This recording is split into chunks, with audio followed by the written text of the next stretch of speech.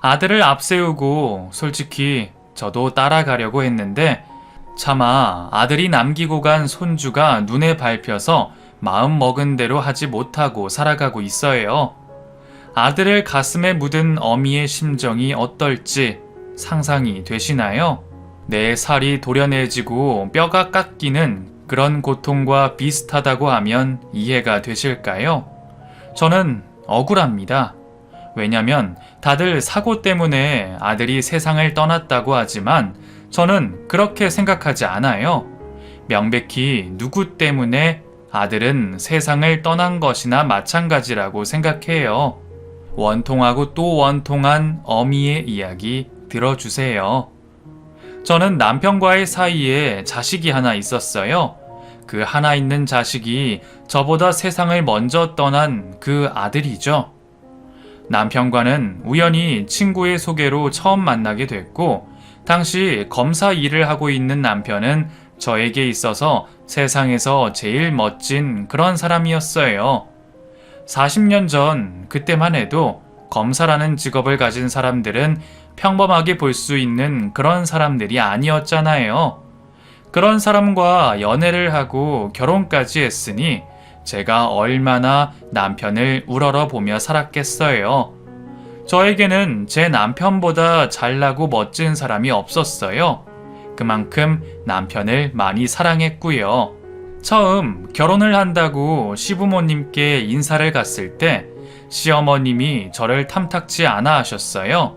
잘난 검사 아들이 데려온 여자가 고작 사무실 격리 일을 하고 있으니 눈에 드셨겠어요. 하지만 남편은 부모님의 반대에 굴하지 않았고 원하는 대로 저와 결혼식을 올렸어요. 잘생기고 멋진 사람이 추진력 또한 대단했죠. 결혼을 하고 신혼생활을 하는 동안 정말 행복했어요. 아이도 바로 생겨서 저는 곧 태교에 돌입했고 시댁을 왕래하면서 살림도 배우고 그랬죠. 남편의 그늘 아래서 부족함 없이 그렇게 살 수 있었고 그 생활은 아들이 태어난 이후에도 계속되었어요. 아들이 4살이 되었을 때 행복했던 저희 가정에 불행이 닥쳐왔습니다. 바로 남편의 사고사였죠.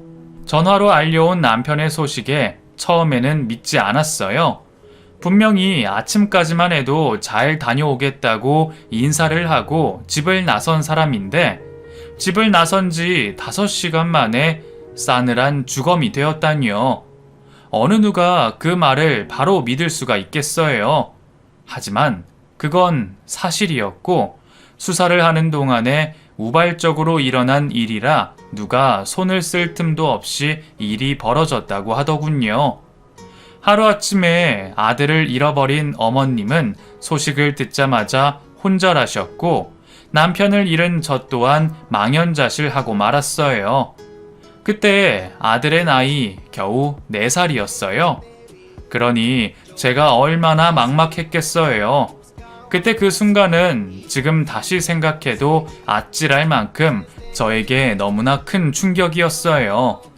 남편의 장례식을 눈물로 치르고 난 뒤 시어머님은 저와 손주를 보고 싶어 하지 않으셨어요. 대놓고 말씀은 않으셨지만 마치 저 때문에 본인 아들이 죽었다고 생각하시는 것 같았죠.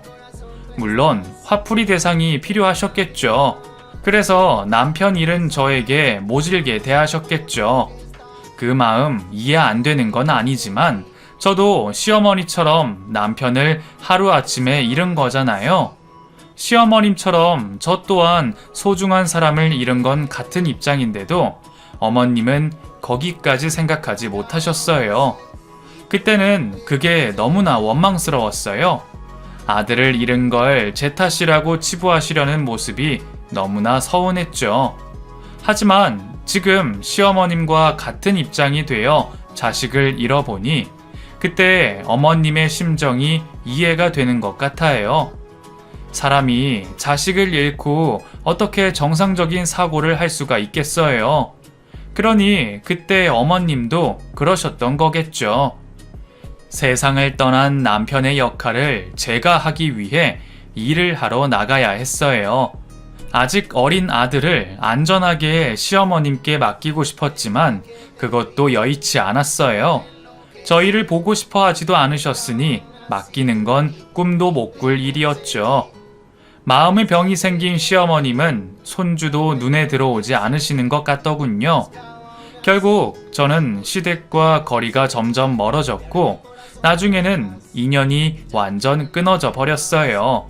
친정도 홀아버지 혼자 계신 상황에 아이를 맡길 만한 상황이 안 됐죠. 그러니 아이가 어린이집에 가 있을 동안에만 할 수 있는 일을 찾아야 했고 거의 대부분 부업이나 일용직 일을 할 수밖에 없었어요. 일을 제대로 할 수 없으니 형편은 갈수록 어려워졌어요.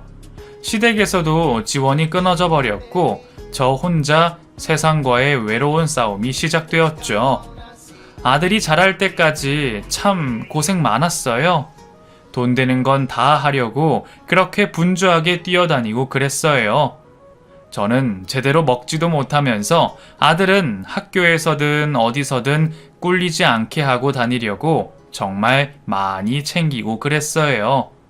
어디서 아비 없는 자식이라는 소리 듣더라도 너희 아버지는 나라 일 하다가 돌아가신 거라고 어깨 당당히 펴고 다녀야 한다고 그렇게 말을 해줬지만 저의 노력에도 불구하고 아들은 움츠려 들기만 했습니다. 마음이 너무 아팠어요. 하지만 제가 아이에게 어떻게 해줘야 할지 도통 모르겠더군요. 죽은 아빠를 살려낼 수도 없고 그렇다고 생판 남인 사람을 아빠로 만들어줄 수도 없고 정말 마음이 괴로웠어요. 그나마 다행인 건 아이가 삐뚤게 크지는 않았다는 거예요. 질 안 좋은 친구들과 충분히 어울릴 수 있었을 텐데도 아이는 착실히 자기 할 일을 해줬거든요. 먹고 사는 것 때문에 아이에게 신경을 많이 못 써주는 게 늘 마음에 걸렸는데 아들이 착실하게 자기 할 일을 해주는 것만으로도 저에게는 큰 힘이 되었어요. 아들이 고등학생이 되었을 때 뜬금없이 저에게 검사가 되고 싶다고 하더군요. 검사? 아빠처럼 검사가 되고 싶다고? 네, 엄마. 저도 아빠가 가신 길을 가고 싶어요. 검사라는 직업이 아무나 될 수 있는 것도 아니고 게다가 그 일로 남편을 잃었기 때문에 아들을 말리고 싶었습니다. 혹시나 또 자기 아빠처럼 먼저 세상을 떠나게 된다면 저는 견딜 수 없을 것 같았죠. 두려운 마음에 안 된다고 했지만 아들은 제 말을 듣지 않았어요. 엄마가 무슨 걱정하시는지 다 알아요. 저는 절대로 그런 일 안 당해요. 그러니까 저 믿어주세요. 자신을 믿어달라고 하는 아들의 눈빛은 너무나 진지했어요. 차마 그 눈빛 앞에서 계속 반대할 수 없어서 저는 아들을 밀어주기로 결심했어요. 아들은 그때부터 공부에 더욱 집중하더군요. 원래도 공부는 참 잘했거든요. 법대에 들어가서 사법고시 공부를 하겠다고 하니 기특하면서도 안쓰럽고 그랬습니다. 고3 시절 하루에 3, 4시간만 자면서 아들은 수능을 준비했고 밤낮 없이 집중한 결과 드디어 남들이 다 알만한 학교에 법대 입학을 하게 됐어요.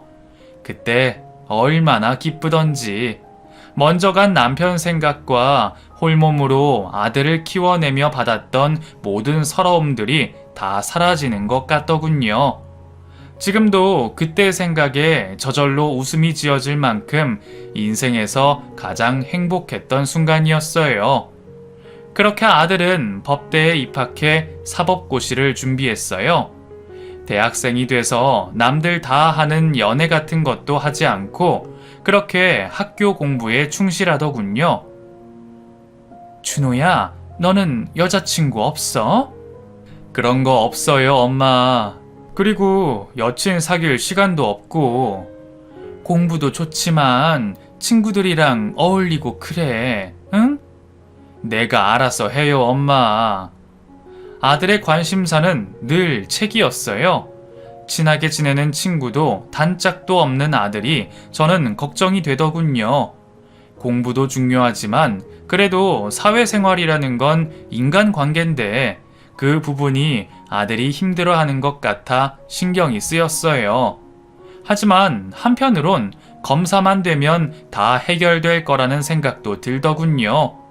아들이 원하는 검사만 되면 명예도 인맥도 다 따라올 거라는 생각이요. 그렇게만 된다면 더 바랄 것도 없이 너무 좋을 것 같았어요. 다 자란 아이 교우 관계를 제 마음대로 할 수 있는 것도 아니고 본인이 알아서 한다고 하니 맡기고 지켜볼 수밖에는 다른 수가 없었어요. 그래서 그날 이후로는 친구 사귀라는 잔소리를 하지 않았는데 대학에 입학해 군대를 갔다 오고 다시 복학해서 졸업하는 동안 한 번도 여자친구가 없더군요.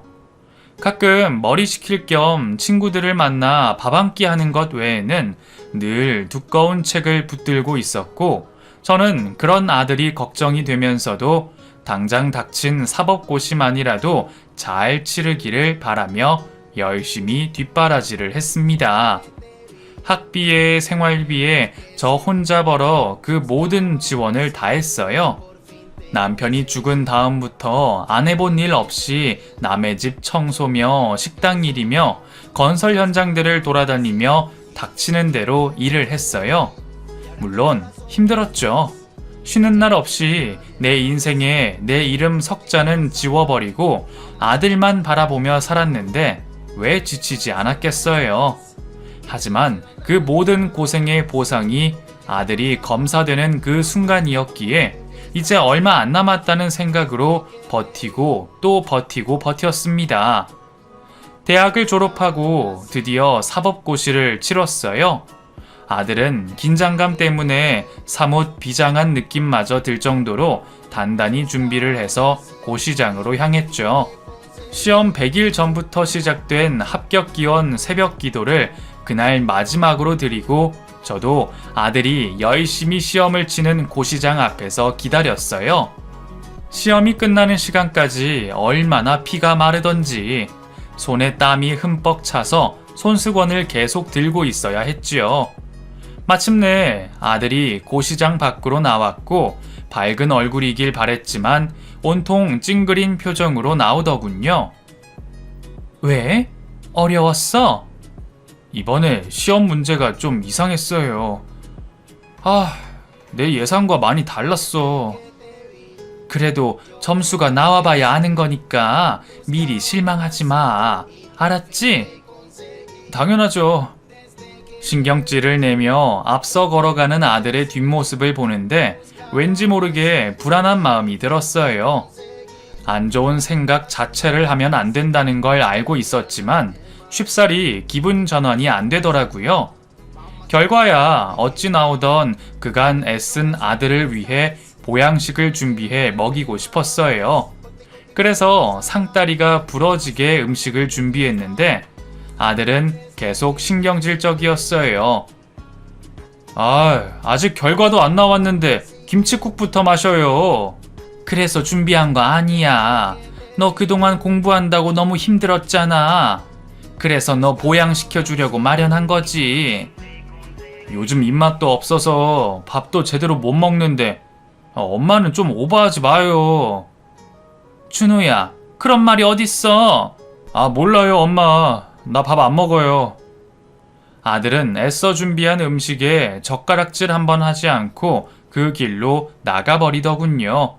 그때 얼마나 제가 속상하던지 평소 울지 않으려고 정말 애를 많이 쓰며 살았는데 그날은 애를 써도 눈물이 그냥 나더라고요. 지도 속상해서 그러겠지라며 넘어갔고 한참 지나 사법고시의 결과가 나왔어요. 그래도 기대는 했는데 낙방했더라고요. 그날 아들은 밤에 아주 늦게 들어왔어요. 많이 실망했겠죠. 저도 많이 실망했는데 아들은 더 했겠죠. 몸도 못 가눌 정도로 흠뻑 취해서 들어온 아들은 저도 못 알아볼 정도로 인사불성이 돼서 곧장 잠들어 버렸어요. 침대에 누운 아들의 양말을 벗기며 혼자 울었어요. 아들이 너무 안쓰럽더라고요. 그래서 한참이나 잠든 아들의 발을 만지며 울었어요. 다음날 일어난 아들은 첫 술에 배부를 수 있냐며 씩씩하게 말하며 다시 도전하겠다 했어요. 술 냄새가 풀풀 나면서도 눈빛은 살아서 또렷한 모습이었어요. 혹시나 좌절해서 슬럼프에 빠질까봐 걱정했던 것과 달리 씩씩한 아들 모습에 언제 울었냐는 듯 저도 기운이 나더군요. 그렇게 아들의 재수 공부가 시작되었어요. 두 번째라 그런지 친구들과 만나기도 하고 가끔 여행도 다니며 여유를 가지는 모습이었어요. 그래도 다행히 연애는 안 하더라고요. 친구와 A는 다르니까요. 이왕 다시 시작한 재수 제대로 공부해서 이번에야말로 합격하기를 바랬습니다. 하지만 두 번째 시험도 또 떨어져 버렸어요. 많이 준비했지만 시험운이 없었는지 원하던 결과가 나오지 않았죠. 합격 발표하는 날, 지난번처럼 또 취해서 올까 싶었던 아들은 예상과 달리 일찍 들어와 방문을 걸어 잠그고 들어가 나오지 않았어요. 준호야, 나와서 저녁 먹어. 밥은 먹어야지. 문 좀 열어봐, 준호야. 아들은 제가 방문을 두드려도 묵묵부답이었어요. 너무 걱정됐지만 차마 문을 따고 들어갈 수가 없어 스스로 나올 때까지 기다렸어요. 마침내 이틀 뒤 방 밖으로 나온 아들은 저에게 집을 나가겠다고 하더군요. 엄마, 나 검사 되는 일 포기 안 해요. 그래서 나가서 공부하고 싶어. 나가서 산다고? 어딜 가려고? 고시원. 나 고시원 가서 살게요. 그 좁은 고시원에서 공부하겠다는 아들 말에 결사반대했어요. 차라리 제가 집을 비우겠다고 잠자는 시간 외엔 집에 안 들어오겠다고 했지만 아들은 계속 고집을 부렸어요. 근데 자식 이기는 부모 있나요? 별 수 없이 아들이 하겠다는 대로 해줬습니다. 발품 팔아 그나마 깨끗한 곳을 골라 고시원을 구해줬어요. 이번에야말로 꼭 합격하겠다며 의지를 다지는 아들의 짐은 고작 배낭 하나가 다였죠. 아들이 집을 나가고 나니 어찌나 휑한지 일이 끝나 집에 와도 전혀 편하지가 않았어요. 고시원에서 잠은 잘 자는지 밥은 챙겨 먹는지 그곳 생활이 너무 궁금했지만 공부에 방해가 될까 찾아가지도 못했어요. 일주일에 한 번씩 좋아하는 밑반찬을 챙겨서 갖다 주며 빨랫감도 받아오고 보고 싶은 아들 얼굴도 보고 그랬어요. 있을만하니? 잠은 잘 자고? 잘 있으니까 걱정 마세요. 엄마는 혼자 있는 거 괜찮아요? 내 걱정은 하지 마. 집 나와 지내는 네가 걱정이지. 일주일마다 보는 아들 얼굴은 갈수록 초췌해 보였어요. 이렇게 애쓰는 아들이 어찌나 안쓰럽던지 맘 같아선 이대로 집에 데리고 들어가고 싶었어요. 하지만 아들이 어떤 마음으로 이곳에서 지내는지 알기에 꾹 참아내야 했죠. 공부도 체력이 되어야 잘 된다는 걸 알기에 먹거리와 보양식을 때마다 챙겨다 줬어요.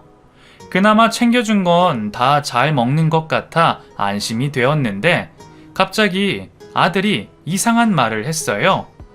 엄마, 이제 안 오셔도 돼요. 뭐?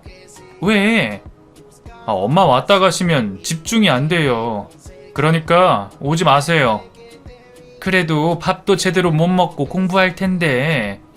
내가 알아서 잘 챙겨 먹으니까 걱정 마요, 엄마.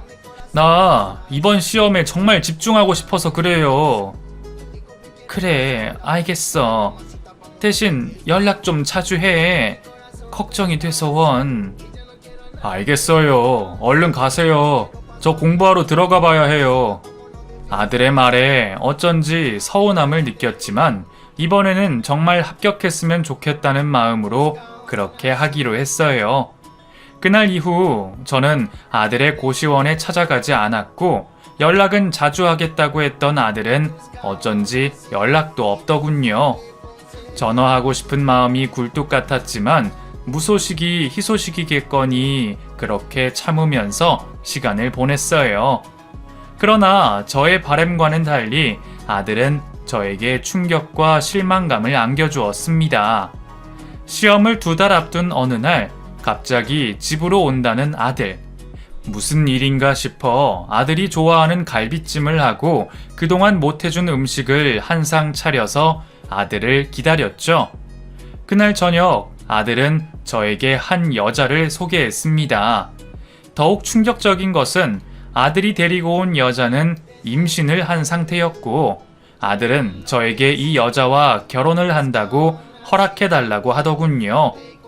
열심히 공부만 하는 줄만 알았던 아들이 결혼할 여자를 데리고 온 것도 기절할 노릇인데 임신까지 했다고 하니 머리가 멍하더군요. 아니, 어쩌다가 아직 직장도 없는데 이게 무슨... 걱정 마요, 엄마. 내가 책임질 수 있으니까. 나 이번 시험 꼭 될 거예요. 아들의 흔들리는 눈동자를 보면서 저는 알 수 있었어요. 지금 이 상황이 아들에게 얼마나 큰 부담감인지. 갑자기 찾아온 가장의 책임감을 아들이 감당할 수 있을지 걱정이 되었습니다. 아들 옆에서 새초롬하게 앉아있는 여자는 아들보다 4살이나 어린 여자였어요. 아직 한참 노는 것을 좋아할 나이에 결혼이라니, 임신이라니. 아가씨 집에는 이야기했나요? 아직요. 오빠가 이번 주에 가자고 했어요. 그래요. 많이 놀라시겠네. 아들 옆에 앉아서 낭창하게 눈만 멀뚱멀뚱하게 뜨고 있는 며느리를 보고 있으니 가슴이 답답해져 왔습니다. 정말 뜯어말리고 싶었지만 임신까지 한 마당에 결혼을 반대하고 말고도 없었어요. 아들은 공부하다가 딱 한 번 친구들을 만나서 놀다가 며느리를 만났다고 했습니다. 그리고 그날 임신이 된 거였어요. 그 이야기를 듣는데 참 하늘도 무심하시지 싶더군요. 미안해요, 엄마. 임신까지 했는데 책임져야지. 네, 착한 애예요. 저희 잘 살게요. 시험만 합격하면 다 잘 될 거예요. 하고 싶은 말이 많았지만 시험이 얼마 남지 않은 상황에서 큰 소리 내고 싶지 않아서 꾹 참았어요. 당장 같이 살 집도 없어서 우선은 아들과 며느리를 집으로 들어오게 했습니다. 아들이 쓰던 방에 도배와 장판을 새로 깔고 그래도 신혼인데 싶어서 커튼도 새로 달아주었어요. 아들은 시험이 얼마 남지 않아서 시험 치는 데까지는 고시원에 있기로 했고 우선 며느리만 저희 집으로 들어왔어요. 아들이 시험을 합격하면 결혼식을 올리기로 양가에서 이야기가 되었죠. 며느리는 임신 초기 때부터 입덧에 시달렸어요. 워낙 마른 몸이라 걱정이 되긴 했는데 병원에서도 무조건 절대 안정을 하라고 했다더군요. 애초에 집안일을 시킬 생각도 없었지만 며느리는 예의상으로라도 제가 할게요 말 한마디가 없었습니다. 집안일에는 손끝 하나 까딱하지 않았죠. 새벽 늦게까지